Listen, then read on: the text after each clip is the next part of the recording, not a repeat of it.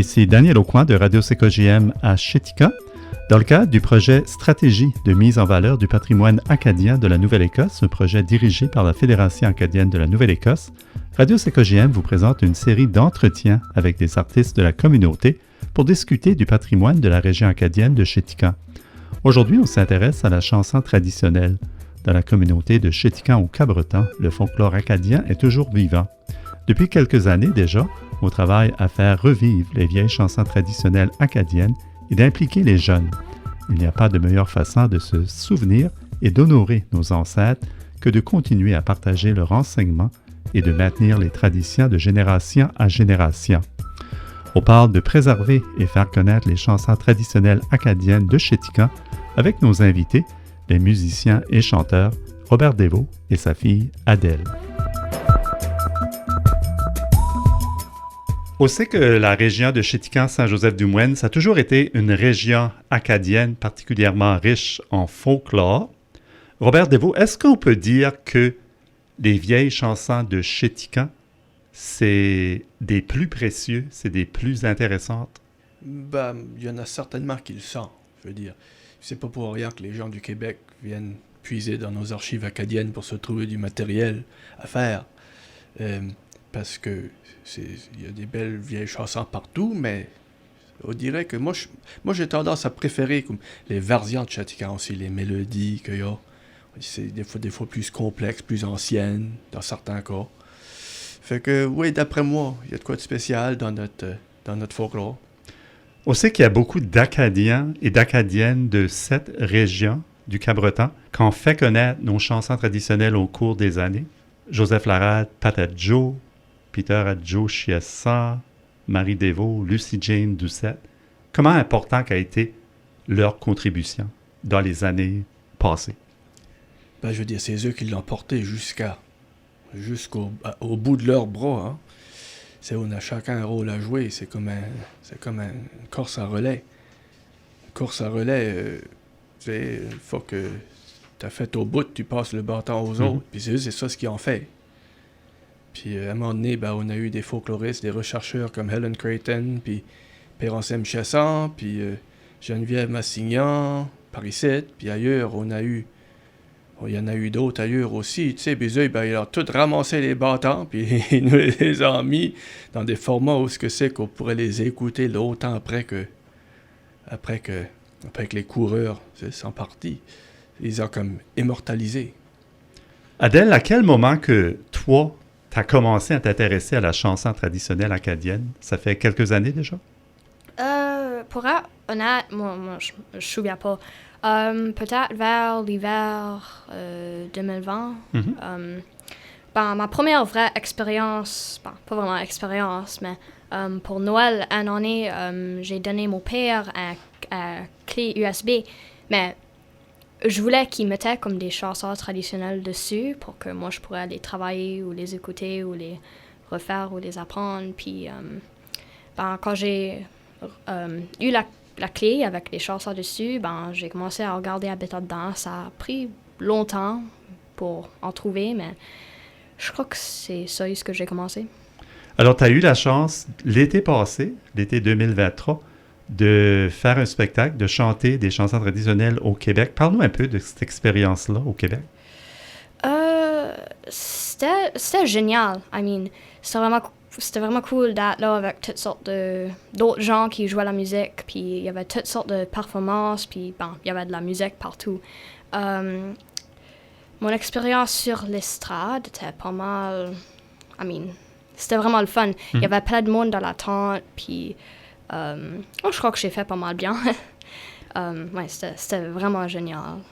Robert, comment important que c'est justement d'impliquer nos jeunes pour faire revivre les vieilles chansons traditionnelles acadiennes? C'est simple, c'est la relève. Si les jeunes arrêtent de le faire, à un moment donné, ça va pas continuer. Puis on va perdre la boule. On va échapper la boule, comme dit l'anglais.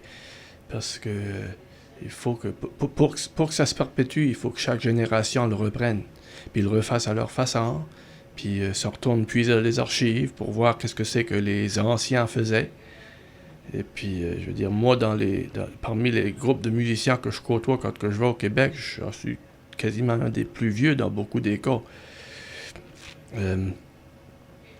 Michel Faubert a fait une belle réflexion dernièrement sur une balado-diffusion que j'ai vue, je pense que c'était dans le Festival Trad de Montréal, où ce que c'est qu'il disait quand il avait commencé à faire son collectage, ça se passait dans les cuisines.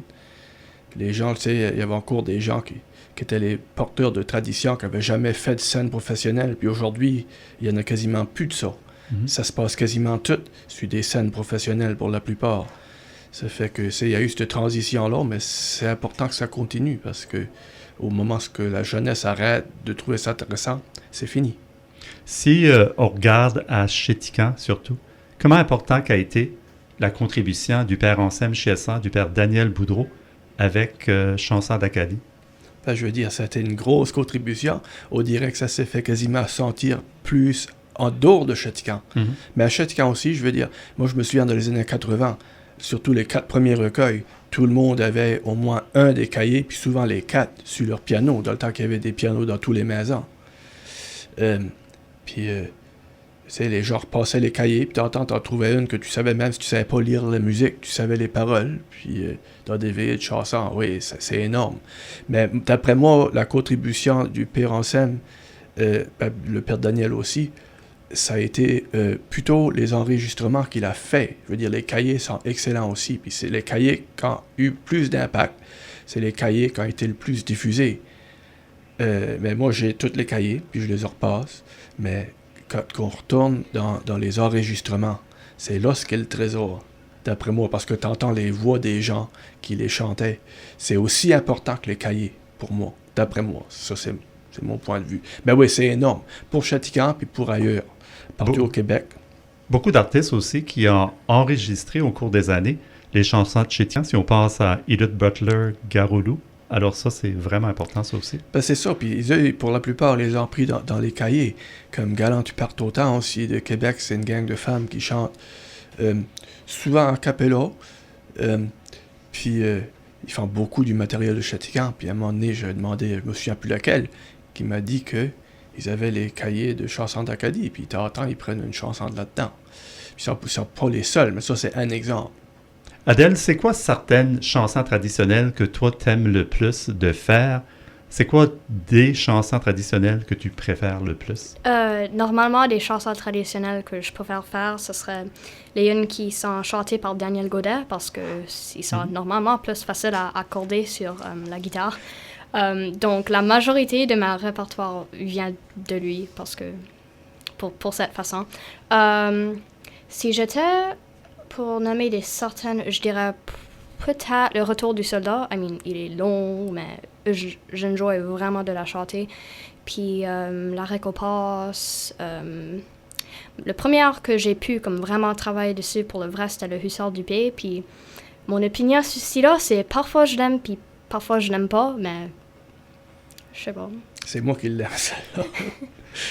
Robert, on sait qu'en 2023, il y a eu le lancement de l'album Art populaire avec toi-même, Olivier Demers et Nicolas Boulris, un album qui présente des chansons de l'Acadie et du Québec. Comment important qu'était ce projet-là pour toi? Ben pour moi, façon de réalisation musicale, c'est certainement ma plus grosse accomplissement ou réussite. Puis c'est quelque chose que j'avais rêvé de faire, mais j'étais pas sûr si j'allais jamais pouvoir y arriver. Mais là, il est arrivé, là. Mm-hmm. Puis je suis pas mal fier du projet, je veux dire. Est-ce qu'il y a beaucoup d'intérêt au Québec pour les chansons traditionnelles acadiennes? Parce que c'est des niches, hein. Il y a des petites niches. On peut facilement trouver des festivals où il y a 5 à 10 000 personnes qui sont toutes vraiment biclées là-dessus, là. Comme au Festival de Chant-de-Viel, ce qu'on était l'année passée. Puis là, je suis pas encore allé à Mémoire et Racines, mais cette année, c'est prévu pour que j'y aille. Puis c'est comme par exemple la Grande Veillée qui passe à Radio-Canada. Il y a pas mal de musique traditionnelle qui passe là-dessus. Puis les gens qui vont là, c'est les vrais amateurs de la chanson traditionnelle. Ça fait que c'est sûr que le genre est pas si populaire que, par exemple, les Rolling Stones. En même temps, c'est le fun de se retrouver en gang parmi... c'est le fun de se regrouper parmi les gens qui valorisent ça. Puis tu peux facilement te trouver dans une salle où il y a quasiment 2000 personnes. Comme l'année d'avant, on était allé au MTLS à Montréal pour la veille de l'avant-veille, le 30 décembre. C'était vraiment incroyable. Puis ça fait que, oui, pour moi, cet album-là, j'aimerais bien pouvoir en faire d'autres. Je veux dire, j'ai du matériel pour en faire un par an pour peut-être 100 ans. Mais il faut être réaliste. Mais oui, j'aimerais m'en donner d'en faire peut-être un autre. Là, j'ai pogné la piqûre, puis j'ai comme le goût d'en faire d'autres. Adèle, on sait que pendant la mi-carême, tu as présenté un spectacle au centre de la mi-carême accompagné de ton père et de Bertrand Terrasse, des îles de la Madeleine. Ça a été une bonne expérience? Oui, vraiment, c'était une expérience incroyable. On a présenté environ, comme je dirais, 2 heures de toutes des chansons françaises. La majorité, c'était des chansons traditionnelles. Puis c'était génial de travailler avec Bertrand puis mon père. Puis j'aimerais faire plus de choses comme ça dans le futur. Robert, parle-nous du travail de Ellen Creighton avec les gens de Grand Étang, surtout, je pense. Ellen Creighton, elle était venue, je pense, 3 fois à l'étang. C'est juste, je pense que c'est le 15 août, les archives Halifax ils ont commencé à mettre public plus de son matériel, y inclut ses journaux. Puis c'est là ce que ça explique vraiment son cheminement ici.